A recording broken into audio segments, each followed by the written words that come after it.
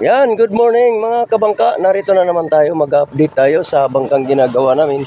Pasensya na kayo mga kabangka, medyo matagal ang aking pag-update sa bangkang ito at hindi ko na ipakita sa inyo ang pagkabit nung pagsampa nung palo kasi nasa Bulacan ako nitong nakaraang linggo mga kabangka. Ito ngayon nakakabalik ko lang araw ng Biyernes, pizza 18 tayo ngayon ng buwan nitong Oktubre. Halina kayo mga kabangka. Bago ko nga pala umpisahan itong pag-update ko sa bangkang ito, paki-like, subscribe, comments, paki-share na rin para maraming makapanood sa aking ina-upload sa bangkang aking ginagawa mga kabangka. Okay, sundan na natin mga kabangka. Dito mag-uumpisa tayo sa labas mga kabangka. Titingnan natin, hindi pa ako nakaakyat dito ngayon simula ng pagkaalis ko. Ngayon naakyatin natin mga kabangka. Narito tayo sa baba ngayon. Titingnan natin.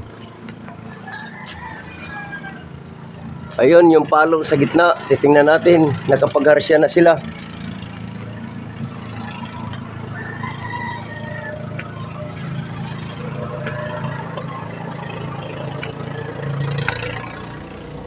Ayan, dito tayo ngayon mga kabangka. Dito tayo ngayon sa parting gitna nitong bangka. Ayan, nakatayo na yung ating palo. Ayan, kumpleto na nga pala ito mga kabangka. Kumpleto na ng palo ito. Ayan, dyan siya nakatanim sa gitnang yan. Yan yung pinapakita ko sa inyo, yung abang ng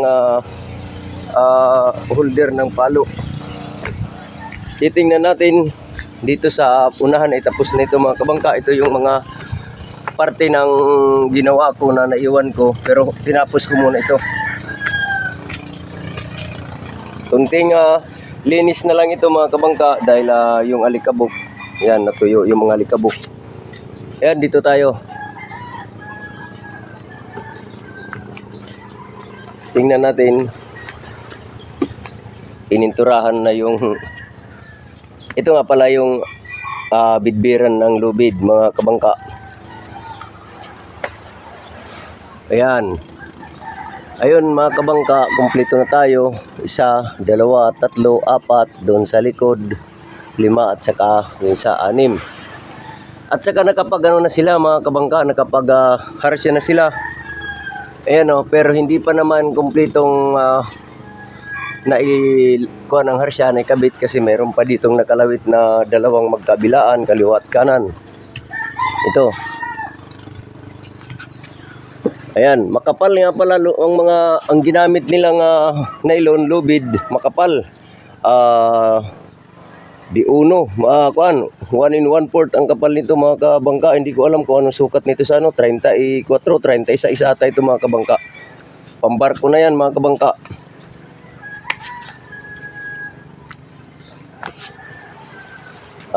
Dito mga kabangka, mayroon na rin na naidagdag na isa.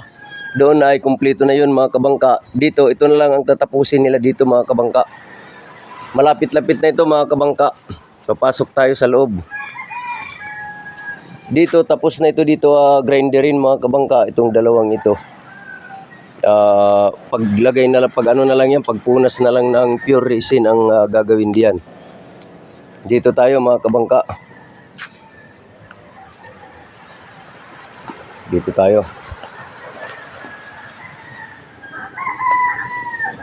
Ayan, dito sa bandang railing mga kabangka, tapos na yata ito. Tapos na mga kabangka, hanggang nun tapos na ito. Naka-grinder na. Finishing na lang yung gagawin dyan mga kabangka. Ito, naka-grinder na. Ayan, nalagyan na, finishingan na ito. Si Junil yata ang nagpatuloy dito sa kanya. Ito ang kanyang ito ang kanyang task dito mga kabangka. Dito tayo sa loob. Tapos na dito sa loob mga kabangka. Ilang araw din akong nakabakasyon sa Bulacan, natapos na nila. Ayan, okay na ito mga kabangka.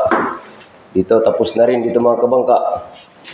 Ayun, nakapag na, mayroon ng na may puro na. Yan, yung makintab na yan mga kabangka, yan yung pagkapahid sa pure resin mga kabangka. Ito hindi pa dito.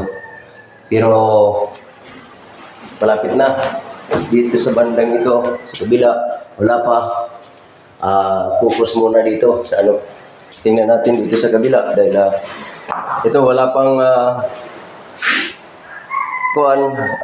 labi at makuha na ng takip. Mga kabangka, ito ay pupurmahan pa ito ng takip. Yan ang titingnan natin sa papasok ako ngayong araw, ng Biyernes, Pitsa 18. Yan ang ating pupukusan. Pero dito mga kabangka, kahit medyo mahuli ito, walang problema. Ang aming pinupukusan ngayon mga kabangka, doon sa labas, sinasamantala namin yung lagay ng panahon. Dito nga pala mga kabangka, mayroon ng ginawa dito, masilya, pinatungan. Yung mga lubak-lubak mga kabangka, yung mga hindi na pantay, pinahiran nila ng nakapahid na sila ng stop sag. Yung pantay, ayan, okay na ito mga kabangka. Ayan, dito sa likod. Okay na mga kabangka.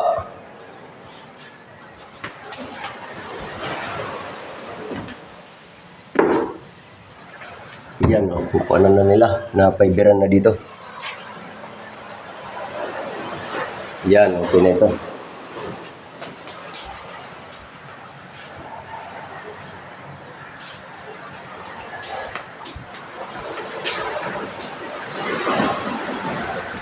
Aha.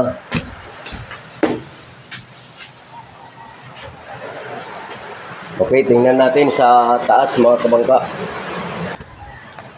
Dito lang ako dadaan mga kabangka. Ito yung huli na hindi ko pa ginagawa, pinaiber ko lang mga kabangka kasi dito nga dadaan yung makina. Dito sa bandang ito ang pagdaan ng ating makina kabangka. Yan dito ako dumaan. Yan. Ito mga kabangka, hindi ko pa ito dito linalatagan ng fiber kasi isasabay ko ito pag ilalagay muna namin ang makina at ikakabit itong dito para yung latag diretso, walang putol mga kabangka, para diretso hanggang dito sa dulo. Ayan, nilagyan nila ng tukod mga kabangka kasi ito umaling ito paloob. Ayan, nilagyan muna nila ng tukod. Ayan Ayan, sige, dito tayo sa taas mga kabangka, tingnan natin.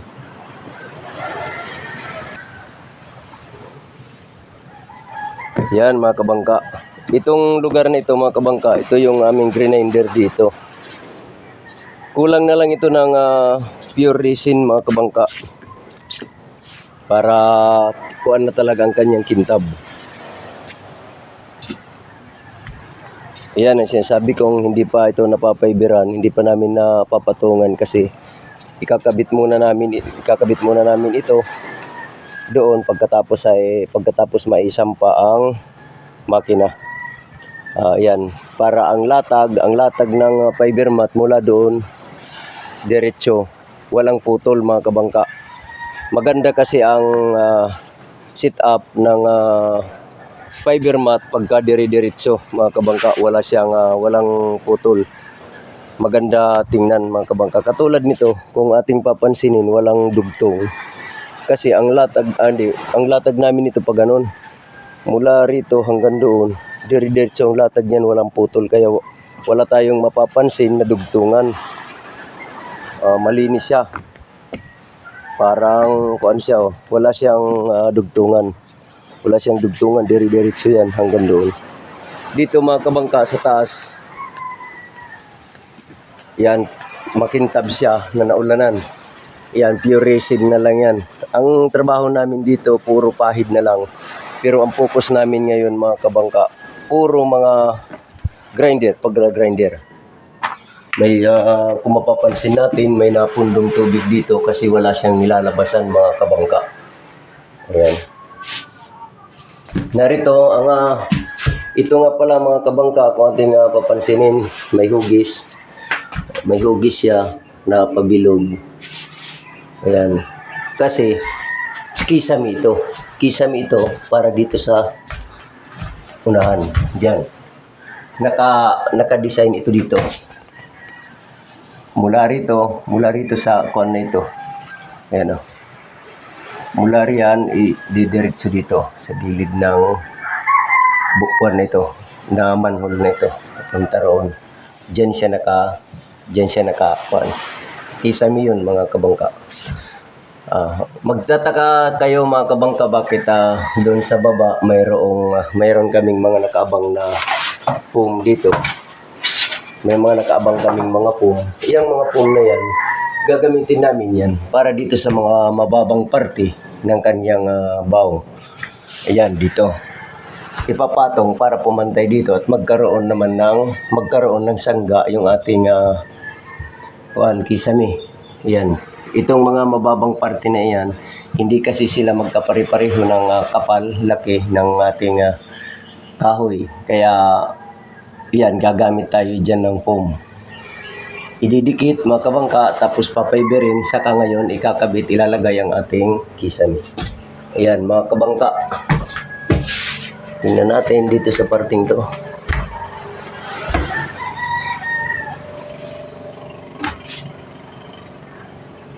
Ayan, finishing na lang talaga dito, mga kabangka. Yan yung ating palo, yan ang kinabit nilang palo. Ayan, kumpleto na yan, mga kabangka. Basta ang harsya na lang ang ating nakaabang na yung dalawang harsya doon, na hindi pa naikukuhan. Pero yung iba nakasit up na yan, mga kabangka. Ganon din dito sa likod. Lalabas tayo, tingnan natin. Dito tayo sa labas. Yan, ito yung parting ito. Yan, may yung railing na yan. Ayan, mayroong harsya na nakabitin pa. Yung dalawang yan. Yan yung ating, yan pa yung ikakabit ng papunta rito, paikis. Galing doon, papunta rito. Paikis yan, mga kabangka. Ayan, nakalagay na pala ang mga kuwan nito sa palo. Ayun, meron na rin sa taas. Diretso, dalawa.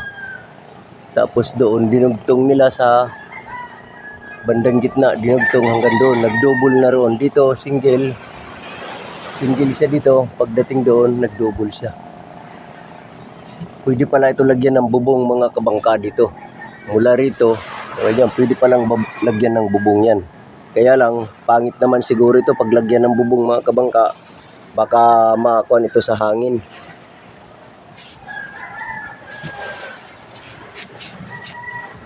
Dito tayo sa kabilang dako tayo.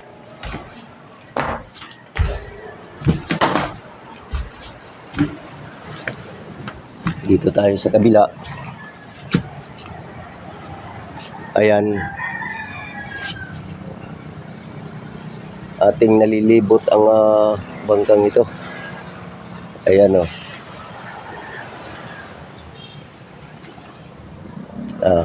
Dito tayo, lakad tayo sa gilid nito, mga kabangka.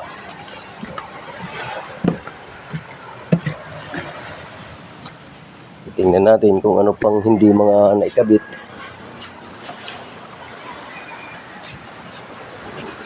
Okay na, mga kabangka.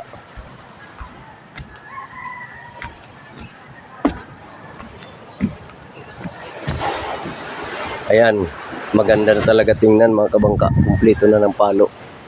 Ayan o. 1, 2, 3, 4, 5, 6. Ayan, mga kabangka. Ayan, mga kabangka, bago ko tapusin ang ating pag-update sa bangkang ito. Walang sawang pagpapasalamat sa inyong lahat at yung mga nag-subscribe. Maraming salamat sa inyo at saka yung mga hindi pa nakakapag-subscribe, huwag niyong kakalimutan, paki-like, comment, subscribe at pa-click na rin ang ating notification bell para updated kayo sa susunod kong video. Mga kabangka, hanggang dito na lang. Alas 6:30 na ng umaga, Biyernes ngayon. Pizza 18 sa buwan ng Oktubre. Atras muna, medyo patagilid kaya para makita natin yung ano sa likod. At maraming salamat, shout out sa aking mga kaibigan sa munting pag-vlog, sila Art Venture TV, Romel TV ka vlogger, sila Dungyang Dungyang TV, si Raps TV, yan, si Idol Giovanni Works ng Jinsan. Shout out sa iyo, Idol.